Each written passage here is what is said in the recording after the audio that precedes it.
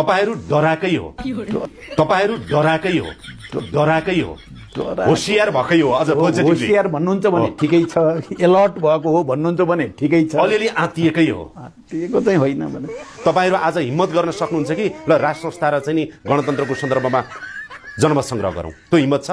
त्यो हिम्मत हामीले गरेकै हो। संविधानमा सबै कुरा खुला राखेको भनेको संविधानमा राप्रपा आफूलाई राजावादी सुन्नुहोस्, तपाईको भाषामा भन्दा राजा यसरी चम्किरहेछन् नचाहिदो किसिमले, संविधान विपरीत गएर, गणतन्त्रको भावना विपरीत गएर तपाईले भनिराख्दाखेरि जनमानसमा यो कुरा आइराख्दाखेरि गरौँ न त एकचोटि जनमत संग्रह। ल राजा चाहिने नचाहिने जनमत संग्रह गर्न सुन्नुहोस् छ। मैले तपाईलाई अघिदेखि भन्नु एकदम सुन्नुहोस्, पहिलो कुरा लगेर अब जनमत संग्रह गरौँ भनेर तपाईँ जनमत संग्रह गर्ने भनेको राजाले चाहिँ राप्रपाको कि त नेता भएर आउनु पर्यो, पार्टी खोल्न पर्यो, जनमत लिन जानु पर्यो, उनलाई त्यो स्वतन्त्रता दिन हामी तयार। संसारमा राजाले पार्टी कहिले खोल्दैनन्। राजा होइन नि, अब तपाईँ बढी कुरा नगर्नु, मलाई उत्तेजित पार्ने कुरा नसोध्नु न। राजै होइन नि मान्छे, अनि बेकारमा तपाईँ त्यसो भन्नुहुन्छ? सबैले जनताले भन्छन्। यिनै राजाले पुनर्स्थापना गरेको संसदबाट जनआन्दोलनबाट परिणत भएर गिरिजा बाबुले शपथ लिएर अनि गणतन्त्रको बीजारोपण गरेको कुरा त एउटा राजनीतिक प्रक्रिया, राजनीतिक प्रक्रियामा गर्नुपर्ने बाध्यताका कारणले हुन्छ। सुरुमा तपाईलाई बेचैनी भन्ने शब्द प्रयोग गरे नि, जब राजालाई 25 गते एयरपोर्टमा जति समर्थक आए, अब 15,000 भन्दा कम चाहिँ थिएन, 4 लाख पुगेन, खैर त्यो विश्लेषण नगरौं। तर त्यस लगत्तै तपाईको केपी ओलीको, शेरबहादुर देउबाको अथवा अरू नेताको, माधव कुमार नेपालको जुन खालको प्रतिक्रियाहरू आयो, यसले के देखायो भनेदेखि गणतन्त्रको जग चाहिँ हल्लाएछ राजावादीहरूको प्रदर्शन र स्वागतले भन्ने देखायो। त्यो चाहिँ देखायो। अब हल्लायो नै भन्ने शब्द कति उपयुक्त हुन्छ मलाई लाग्दैन। प्रश्न चाहिँ पक्कै पनि त्यसरी उठ्यो, तरङ्ग पैदा भयो, कम्पन चाहिँ भयो। त्यो तरङ्ग पैदा त पक्कै पनि भएकै हो। त्यही तरङ्ग पैदा भएको हुनाले नै हामीले रियाक्सन दिनुपर्ने अवस्था आयो पनि। तर जिम्मेवारी बोधले चाहिँ अब काठमाडौँ गएर एकचोटि जनतालाई चाहिँ आह्वान गर्नुपर्ने भयो भन्ने लागेपछि रोकेर हामी आयौँ। तपाईँले चाहिँ चैत 15 गतेको जो सभा देख्नुभयो विरोध प्रदर्शनको विषय, मलाई यदि नम्र आरोप लगाउने अनुमति दिनुहुन्छ भने अध्यक्षज्यू,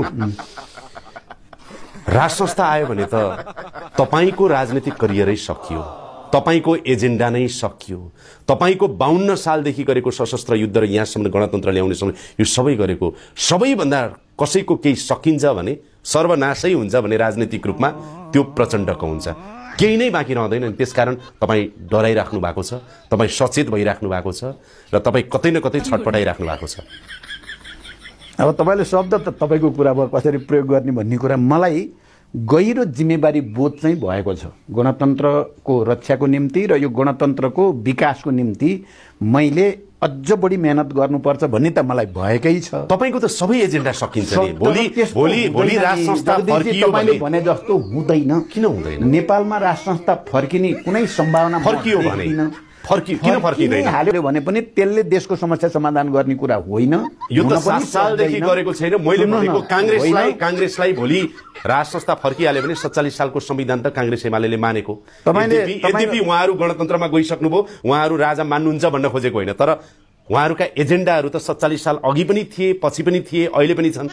माओवादीको एजेन्डा त गणतन्त्र, मलाई संघीयता, धर्मनिरपेक्षता, सुन्नु न, ती सबै सकिन्छन्। त्यो चाहिँ हो। तपाईले त्यस्तो भयो भने, काल्पनिक कुरा गर्ने हो भने त्यस्तो त हुन्छ। तर म अर्को पाटो हेरिरहेको छु मैले। यदि त्यस्तो दुर्घटना हुने नै स्थिति आयो भने झन् ठुलो आवश्यकता बोध हुनेछ र विशाल आन्दोलन फेरि हुन्छ। होइन, अब जंगल पस्न त सकिँदैन, जंगल पस्नै पर्दैन नि, जंगल पस्नै पर्दैन। यसरी हेर्नु यो पाटोबाट नि हेरौँ, एउटा अर्को पाटोबाट। अहिले मैले यहाँलाई नम्र निवेदन गरौँ कि 20 वर्षको अथवा 25 वर्षको युवा युवती राजा आऊ देश बचाऊ भनिरहेको छन्। पहिला राजावादी भन्ने बित्तिकै दौरा सुरुवाल टोपी लगाएका 55, 60, 65 वर्ष पुगेका अलि गाउँतिरबाट आएका जस्ता केही चाहिँ नि झुण्डहरू भन्ने जस्तो लाग्थ्यो। अहिले यो चिन्ताको विषय त हो नि त। 20 वर्ष, 25 वर्ष, 30 वर्षका युवा युवतीहरू राजा आऊ देश बचाऊ जहिले पनि हुन्छन्। हेर्नुहोस् जगदीशजी,